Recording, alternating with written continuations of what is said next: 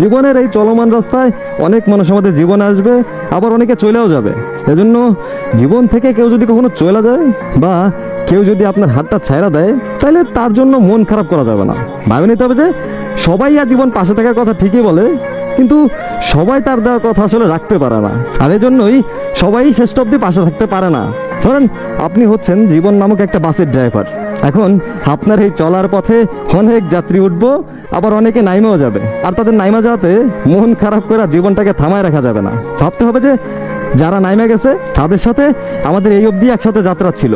ঠিক এরকম আমাদের লাইফেও অনেক মানুষ আসবে যাবে, অনেক মানুষের সাথে পরিচয় হবে, ঘনিষ্ঠ সম্পর্ক হবে। আবার একটা সময় এই ঘনিষ্ঠ সম্পর্ক শেষ হয়ে যাবে। এক সময় যে মানুষটাকে আমরা চিনতাম না, সেই মানুষটাই একসময় সব থেকে কাছের মানুষ হবে। আবার সময়ের সাথে সাথে সে হারায়ও যাবে। এসব ভেবে কষ্ট পেয়ে আসলে কোনো লাভ নেই। জীবনকে জীবনের নিয়মেই চালাতে হবে, তা আবার সুন্দরভাবে চালাতে হবে।